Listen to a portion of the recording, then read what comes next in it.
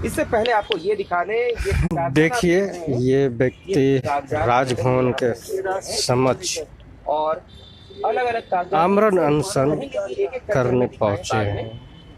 Corona काल में इनके साथ ये घटना आफत जाती है कि कोरोना काल में हुई थी। आइए इनसे बात करते हैं और जानते की हैं घड़ी में घर छीन लिया गया। आखिर बात क्या हुआ था।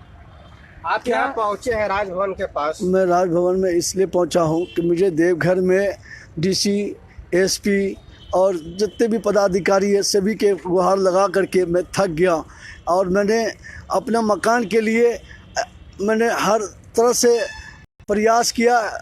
डीसी का हाथ जोड़े, एसपी, डीएसपी, डीआईजी, कमिश्नर सबसे मैंने ये गुहार लगा करके मैं थक गया। आमरण अनशन भी किया टावर चौक पे, गांधी स्मारक पे। डीसी ने शासन दिया था कि 10 दिन में आपको 15 दिन में मकान और उसको जेल भेजेंगे, और फिर डीसी ने 15 दिन को दीपांकर एसडीओ को उन्होंने आदेश दिया कि दिवाकर सिंह का जो मकान है और नामांकन, सबसे पहले नामांकन रद्द किया जाए 15 दिन के अंदर अंदर।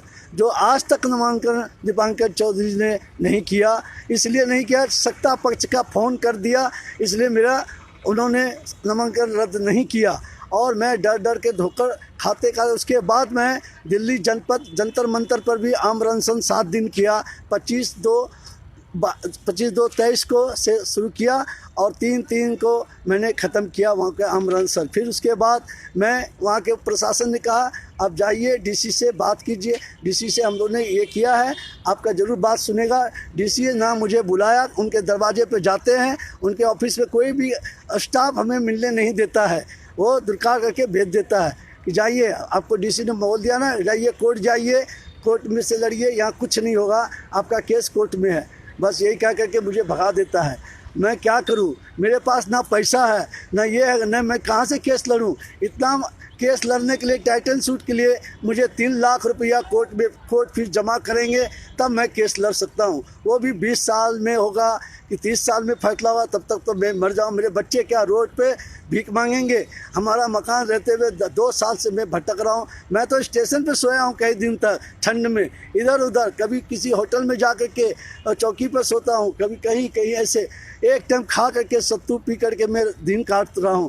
मेरे पास ये हालत है। अब तो मैं ये मुख्यमंत्री से हाथ जोड़ के विनती करता हूँ, मेरा मकान मुझे दिला दीजिए, मुझे इससे छुटकारा दिलाइए। मैं बहुत परेशान हूँ, मेरे बच्चे भूखे मर रहे हैं। मेरे उस मकान से मेरा रोजी रोटी चलता था, मैं वही पूरे। आप मेरा अगर मुझे जांचना है, मेरे मोहल्ले में जो 8 मकान बने हुए हैं उन लोग से जाके पूछे ये मकान किसका है।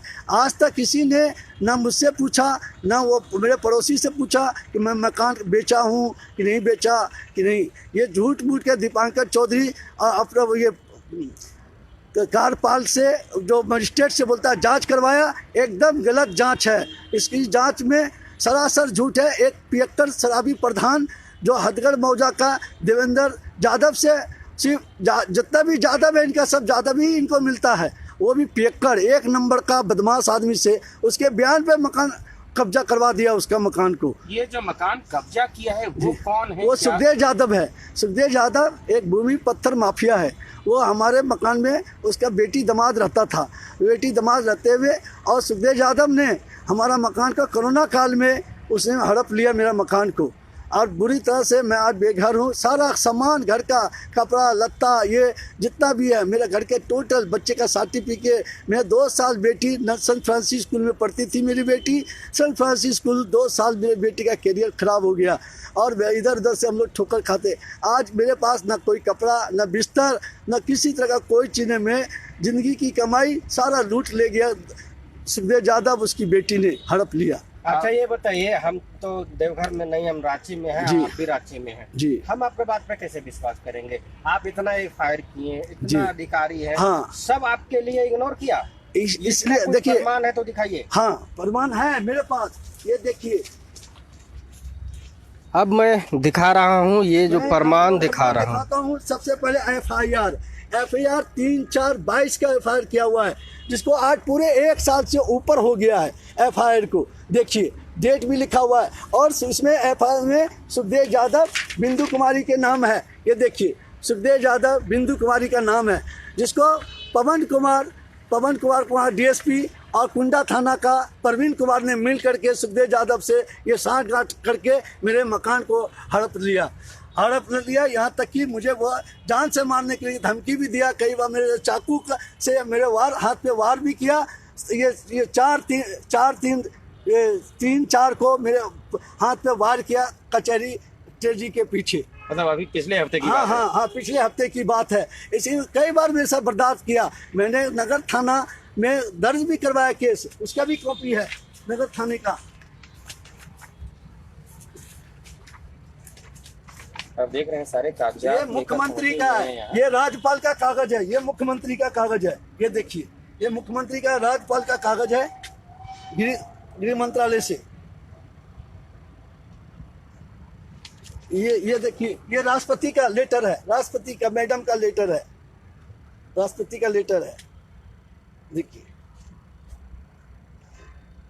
मैंने सुखदेव सिंह के पास भी गया लेटर लेकर के।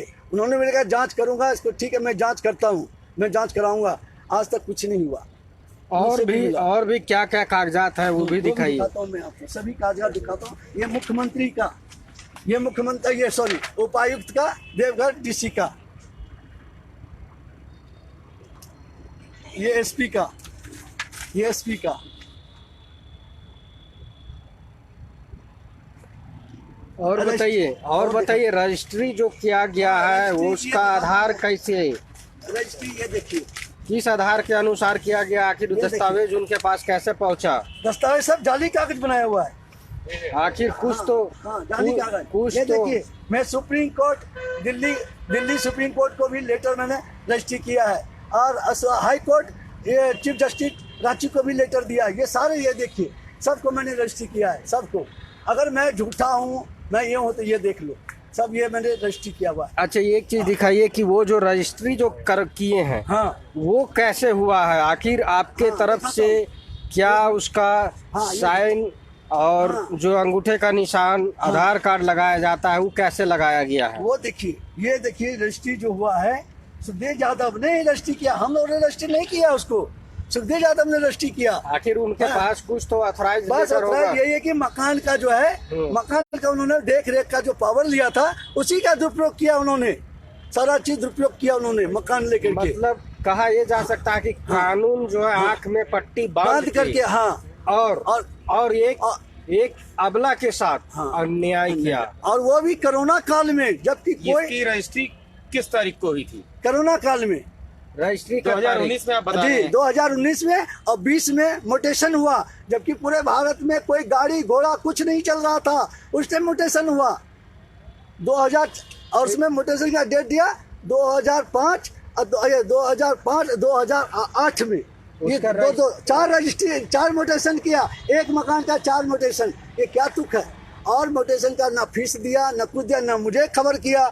म्यूटेशन जब होता है, दूसरी पार्टी को फोन किया जाता है कि ये म्यूटेशन मैं इनका कर रहा हूँ, और उन्होंने कोई सूचना नहीं दिया। ये जो रजिस्ट्री वाला जो कागज आपने निकाला जी, है, उसका डेट बताएंगे कि किस डेट को रजिस्ट्री हुआ है? हाँ जी, बता रहा हूँ।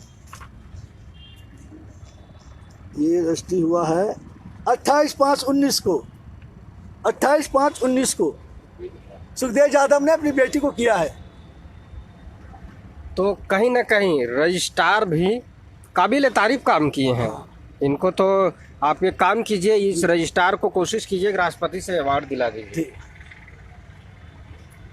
और म्यूटेशन का डेट, म्यूटेशन का डेट ये है, ये 1 मिनट देता हूँ, 1 मिनट। रजिस्ट्री का डेट हमने देखा 28/5/2019 है, और अब म्यूटेशन का डेट 28/5/2019, यानी कोरोना आने के पहले की बात है। लेकिन जैसा इन्होंने बताया, म्यूटेशन इनका कोरोना काल के दौरान हुआ, उससे संबंधित कागजात। अब जैसा कि ये कह रहे हैं कि हाँ जी, 28/5 को ये हुआ, म्यूटेशन हुआ। आपको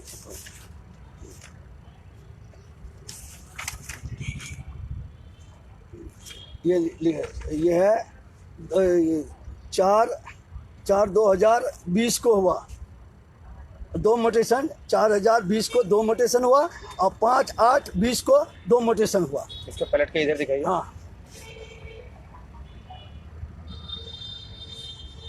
5/4/2020, 13/4/2020, 5/8/2020 और 5/8/2020, जबकि 13/4/2020 भी उसमें कंप्लीट लॉकडाउन चल रहा था। हाँ, पूरे भारतवर्ष में पूरा अच्छा, गाड़ी घोड़ा कुछ नहीं। एक चीज बताइए, एक जमीन का जी। कितना डेट बनाया गया है? जी। जो आप दिखा रहे हैं, हाँ, 4 ये म्यूटेशन। 4 म्यूटेशन किया है एक मकान का, जबकि उसने खाली मकान का रजिस्ट्री करवाया है। मेरा मकान 5000 स्क्वायर फीट में मकान 2 मंजिला बना हुआ है। ये सीओ ने गलत रिपोर्ट करके, सीओ भी पैसा खा करके गलत रिपोर्ट बना करके म्यूटेशन किया है ये है, जबकि पूरा मकान 5000। आज भी आप देख सकते हैं, कोई भी अगर गलत हो। अपना जमीन का कोई दस्तावेज जो 5000 आप बता रहे हैं, हाँ। उसका कोई दस्तावेज है? हाँ जी, है वो ना। भी थोड़ा दिखाने का प्रयास करें। हाँ देते हैं। अभी वो ये एक मिनट। तो ये देखिए असली जमीन का मालिक और असली जमीन का ये है, ये देखिए 4741 वर्ग फीट दुलारी देवी। नजदीक से दिख रही है।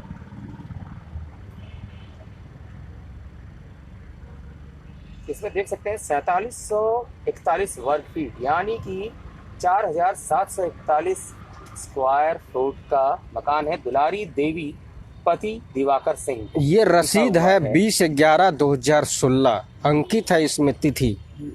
20/11/2016 का रसीद, और उसके बाद और दुलारी देवी के नाम से कटा हुआ रसीद है। इसके 22 का बावजूद ये नगर निगम का भी है। और ये दुलारी देवी का पति है।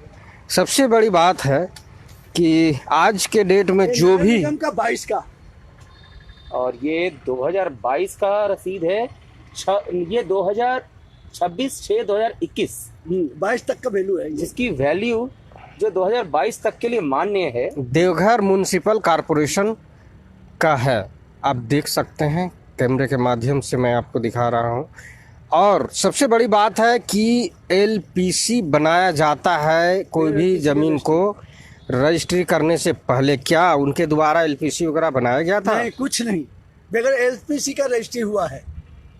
ये भी बड़ी बात है कि बगैर एलपीसी के एलपीसी रजिस्ट्री का हुआ है। रजिस्ट्री हुआ, लिखे में भी है हम इसमें, बगैर एलपीसी का इन्होंने रजिस्ट्री ये जो आप रजिस्ट्री किया। बैनर देख रहे हैं, इस बैनर में बारीकी बगैर से एलपीसी का इन्होंने सभी चीज़ों को दर्शाया है।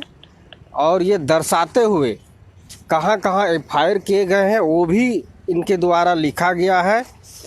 ये अपने जो देवघर क्षेत्र है वहाँ के से लेकर के दिल्ली तक प्रयास किया है, और सभी छोटे बड़े अधिकारी और जनप्रतिनिधि दोनों को ही सूचित किया है। और सबसे बड़ी बात यह है कि जनप्रतिनिधियों ने भी एक तरीके से इनके साथ लगता है धोखा ही किया है शायद। जी। और आपके इलाके के विधायक कौन है? हमारे ये क्या कहते हैं, नारायण दास विधायक जी से संपर्क हुआ था जी। हम लोग जब भी जाते थे तो कोई मीटिंग, हमेशा कभी अमित शाह आ रहे हैं, कभी वो आ रहे हैं, उसी में फुर्सतें उनको नहीं है। और जब भी मैं ये करता, जब भी जाते थे वो मिलते ही नहीं थे। हाँ, तो कभी उनकी माताजी शायद कौन बीमार पड़ गए थे, उसमें काफ़ी परेशान थे वो, और हम इसीलिए उनको डिस्टर्ब नहीं किया। कहीं ना कहीं उनका भी संलिप्तता हाँ, दिख रहा और है। वो भी देखिए, जबकि मैं आम रानसन कर रहा था टावर चौक पे, जब पेपर में दिया उनको ये सब चीज़ मालूम है, फिर भी नहीं आए। निशिकांत दुबे जी को मैं दिल्ली में घर पे भी गया और उनसे भी कहा मैंने, निशिकांत दुबे जी के वहाँ के स्टाफ को, और मैंने फ़ोन किया, एक बार भी नहीं उठाया उन्होंने फ़ोन कि मैं आम रानसन पे बैठा हूँ।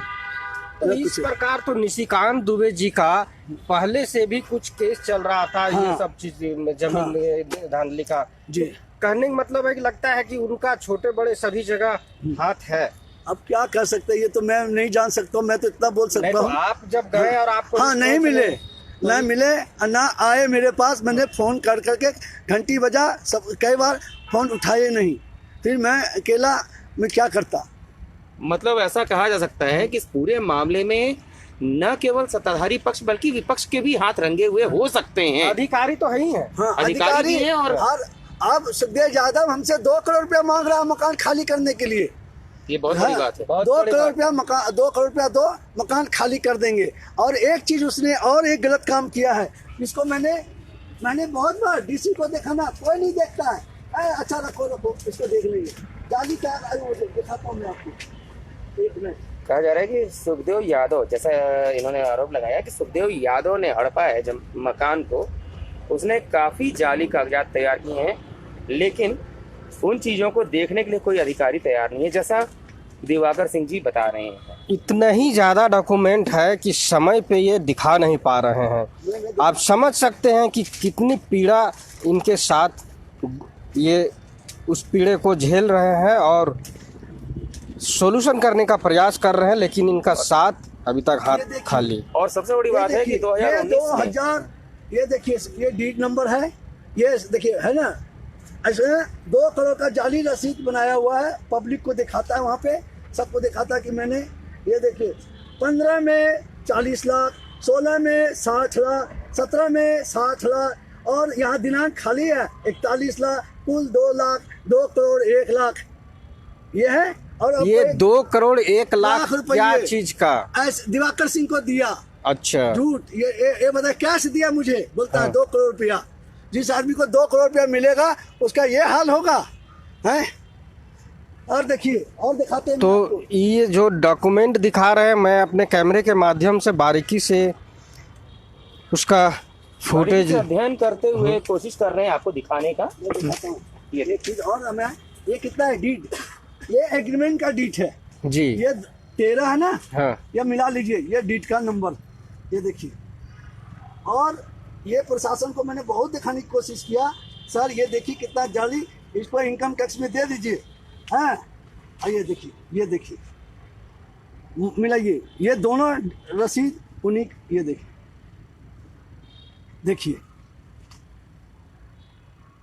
जी, मिलाइए, ये 12 वो है 13 ये है, वहाँ के पब्लिक को पता कि मैंने ये खरीदा है। बताइए, ये तो सरासर गलतियां दिख रही है सभी 40 लाख कागज में दिखा रहा है, सभी दस्तावेजों में त्रुटिपूर्ण है, इसके बावजूद भी कागज में ये देखिए 41 लाख में ये देखिए, इसने सुखदेव यादव 41 लाख रुपए दिखा रहा है। तो इसको क्या कहेंगे विजय जी, ये बहुत बड़ा फर्जीवाड़ा। कोई भी कागजात सही नहीं दिखाई जा रही है और अधिकारी पता नहीं कौन सा नींद में। ये देखिए इसमें ये देखिए 38 लाख रुपए दिखा रहे हैं इसमें। अच्छा ये बताइए आपके हिसाब से कौन सा सही है? 38 लाख इसमें नगद 19.5 लाख रुपए नगद दिखा रहा है, जो सरासर गलत है। उस समय हम हॉस्पिटल में, मेरी वाइफ के इलाज चल रहा था, मेरे पास पूरा डॉक्यूमेंट हॉस्पिटल का कागज है, हाँ पूरा ये है। ये 18 का हमारा लेन देन पिछला कुछ चल रहा था, वो पैसा इसमें दर्शा दिया, उसमें दर्शा कर दिया और मेरा मकान, और इसने ये कर लिया। मैं बहुत बेघर हूँ, मैं हाथ जोड़ के मुख्यमंत्री से हाथ जोड़ के विनती करता हूँ, मेरा मकान मुझे दिला दे। अगर मेरे कोई गलती है तो मेरी जांच कराए, मेरा ये करे, मेरे जेल में डाल दे, नहीं अथवा मेरा मकान जिस तरह से मैं कागज़ दिखा रहा हूँ, जिस तरह से घर का मकान बना हुआ है, वो खाली ज़मीन का रजिस्ट्री कराया है, वो 490 स्क्वायर फीट का रजिस्ट्री किया है। मेरा मकान 447 से 41 वर्ग फीट है, मेरा मकान है, पूरा 2 मंजिला मकान है मेरा कंदीवार में। एक चीज बताइए, आपका जो अभी उन्होंने रजिस्ट्री दिखाया जी, फर्जीवाड़ा जो आप बोल रहे हैं जी, उसमें मात्र हमको लगता है 400 से 500 बस इससे बस कागज यही दिखा रहा है। लेकिन आपका जो डॉक्यूमेंट बता रहा है 4741 स्क्वायर फीट है, तो बाकी जगह गुंडे घुसा रखे, कब्जा कर रखे हैं, अवैध कब्जा। तो ये क्या ये बात प्रशासन नहीं समझ रहा है ना। एसडीओ कहता है उनका कब्जा है, बस यही कहता है। एसडीओ कहता है ज्यादा बोलेगा तो जेल में डाल दूंगा, ये धमकी एसडीओ देता है दीपांकर चौधरी मुझे हमेशा। मतलब ये एक जबरदस्ती की धमकी भी है एसडीओ और सरकारी अधिकारियों की तरफ से। मतलब मैं इतना जलील होकर के मेरे वकील का एसडीओ दीपांकर चौधरी ने नहीं सुना। मेरे वकील ने कहा सर मोटेशन का ये सब नियम होता है, ये सब कहाँ है इसमें। लगातार इन्होंने कई दस्तावेजों को दिखाने का प्रयास कर रहे हैं, लेकिन उन्होंने दिखाया कि देखिए सर ये मोटेशन का पॉइंट सब है, किताब में लिखा हुआ है। कुछ नहीं सुना उन्होंने, कुछ नहीं देखा, ना मेरी बात सुना। बोला कि बस ये आपका दस्तखत है, ये आपका ये मकान कब्जा उनका है, इतना सा उनका मकान हो गया। और एक बात अभी सामने आई है, पता चला है कि 2019 में, जैसे आपने यहाँ लिखा जी, है 2019 में मकान की सरकारी वैल्यू 6 करोड़ करोड़ रुपया। हाँ ये है किताब, ये भी है सरकारी, मैंने किताब ही निकाला उसका, वैल्यू का किताब अभी यही रखा था मैं, ये दिखाता हूँ मैं। सरकारी वैल्यू का किताब मैंने यहाँ रखा है, मैंने सब निकाल के रखा हूँ सरकार को दिखाने के लिए। हाई कोर्ट में नहीं होगा, दिखाऊंगा। इस तरह के फर्जीवाड़ा को क्या कहेंगे? इस तरह का फर्जीवाड़ा को यही करेंगे कि जो अधिकारी जनता का सेवक होते हैं वो जनता का मालिक बने हुए हैं और इस कदर हावी है। एक और कागज आ गया। ये एफआईआर की कॉपी है, ये 4/3 का एफआईआर है और इन्होंने इसको खारिज कब किया है, इसको खत्म कर दिया इन्होंने, क्योंकि इसमें ये कुछ नहीं है, दीवानी केस है। हाँ, इसको ये एफआईआर कॉपी है, ये देखिए खाली पन्ना है, खाली पन्ना, कुछ नहीं, कुंडा थाना का एफआईआर, और ये डीएसपी ने ये किया है इसको। आगे अब आपका क्या है? अगर मकान नहीं मिला हम यहीं पर अपना जान दे देंगे, इसके लिए कुछ भी हो जाए मुझे, या तो मैं कुछ खा के सो जाऊंगा। अगर मेरा मकान नहीं मिला, अब मैं थक गया हूँ। इसका देवघर प्रशासन, देवघर पुलिस और झारखंड सरकार इसका प्रशासन होगा। इसमें 3 आदमी की मौत होगी, मैं, मेरी बेटी, मेरी पत्नी, ये तीनों आत्महत्या कर लेगी उस दिन। जिस दिन मैं खाऊंगा उस दिन 3 आदमी आत्महत्या करेंगे। हाँ, अपना परिचय दीजिए। मेरा नाम दिवाकर सिंह है, मैं संथलिया कोठी का मालिक हूँ, कल्याणी भवन का। मेरी पत्नी अभी जयपुर, पहले यहाँ थी, वो कोर्ट में बुधवार को, फिर उसकी पत्नी को बृहस्पति को ननिया से मैं जयपुर भेज दिया है। वो बोला नहीं मैं भी बैठूंगा, मैं भी आपके साथ आत्महत्या करूंगा, ये कहूँगा, बेटी भी रोने लगा।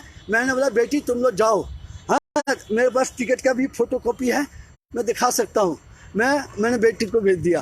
तो बात जो भी आपके घर है पूरे कब्जे हो गए, आपको उसमें मेरा एक भी सारा सामान, मेरा जिंदगी का कमाई सब ले लिया उसने। मैं बैंक से 15 लाख रुपया कर्ज लिया, वो भी सारा सामान तक ले लिया। मेरा मकान का इसने बोला था कि ठीक है मैं जयपुर का मकान आपको छुड़वा दूंगा, ये कर दूंगा। तो मैंने बोला भाई नहीं होगा तो मैं मकान, अगर होगा कोई अच्छा देगा, अरे आप चिंता न करो अंकल, आपको बहुत अच्छे पैसे दिला दूंगा, अच्छे पैसे करके आप वहाँ का मकान यहाँ का बेच के वहाँ मकान अपना ही कर लो। उसने ऐसा धोखा दिया मुझे, ऐसा धोखा दिया, हम कहीं का नहीं रहे। अच्छा एक बात अभी बताया, बैंक लोन, हाँ तो वो क्या हुआ जी? बैंक लोन जी कुछ नहीं, उसने पूरा पैसे नहीं दिया। हमने उसे 40 लाख रुपया कर्ज मांगा था, उसने 25 लाख रुपया दे के बोला क्या 1.5 लाख रुपया इसने दिया था, 23.5 वो दिया, 1.5 लाख ये दिया मकान का किराया, वो हमको उसी टाइम उसने दे दिया।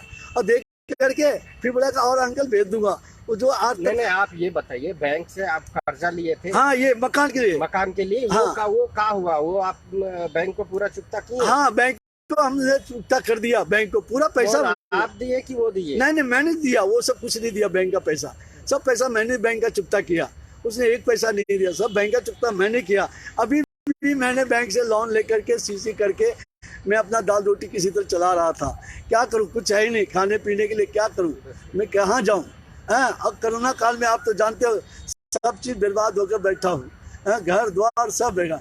बस यही है कि हम मौत के सिवाय कुछ नहीं। अगर मुख्यमंत्री अगर हमको जीवित देखना चाहता है, मेरा मकान दिला दे, हाँ, और न्याय की जाँच करे, हाँ, अगर मैं दोषी हूँ तो मुझे जेल में डाल दे। तो इस मामले को क्या कहेंगे, क्या किस रूप में इसको कहा जाएगा, सरकारी लापरवाही या क्या? जी सरकारी लापरवाही तो पहला उसी को रखा जाएगा पहला स्थान पे, लेकिन जो अधिकारियों का तरीका है उसको, और सबसे बड़ी बात है कि ये भू माफिया और साथ में पत्थर खनन माफिया भी बता रहे हैं उस व्यक्ति को। जी उसके पास ब्लैक मनी इतना पैसा है उस आदमी के पास, वो हर बात पर आदमी को खरीद लेता है पैसे से। वो एक मामूली सा रेस्टोरेंट में एक क्लर्क था, आज कम से कम 200-300 करोड़ का आदमी है वो। उसके बाद भू माफिया पत्थर, एक ब्लैक मनी का खान है वो। और ऐसे कितने मकान हड़प करके बैठे हुए हैं उसने, सिर्फ पैसे के दम पे। ये भी पता चल रहा है कि जैसे इन्होंने बताया कि ब्लैक मनी उसके पास अकूत है। अभी इसी से देखिए ना, मतलब आज के डेट में अगर आपके पास पैसा है तो कानून भी आप ही के अनुसार, बिल्कुल तो ऐसा ही लगता है। तो मजिस्ट्रेट को पैसा दिया, मजिस्ट्रेट को पैसा दिया मकान को ठीक करने के लिए, देवघर में हर जो भी गया वो मांगा पैसा फेंका इसने। तो ये बहुत ही अजीब विडंबना है कि इनका कहना है कि कागजात तक नहीं देखे जा रहे हैं इनके सही से। और इनको जेल भेजने की धमकी दी जा रही है। जी, और सबसे बड़ी बात ये है कि इन्होंने कानून का भी सहारा लिया, लेकिन तो कानून से भी अभी तक कानून भी इनको जो है साथ नहीं दे रहा। खैर, हम भी कानून से तो यही कहना चाहेंगे प्रशासन से कि इनकी समस्या पर ध्यान दिया जाए और संज्ञान में लेते हुए इनकी समस्या का समाधान किया जाए। जी, और जो अधिकारी हैं वो तो खुद समझदार हैं, पढ़े लिखे होते हैं, उनको तो खुद समझ में होना चाहिए कि हम उन्हीं का सेवक हैं, उच्च पद पे हो या नीच पद पे, सेवक उन्हीं को है, उनको सेवा करना है, ना कि किसी का हक और अधिकार किसी को दे देना है। तो आपने सुना यहाँ का पीड़ा इस व्यक्ति का। डॉक्टर विवेक पाठक, राजभवन से विजय कुमार की रिपोर्ट।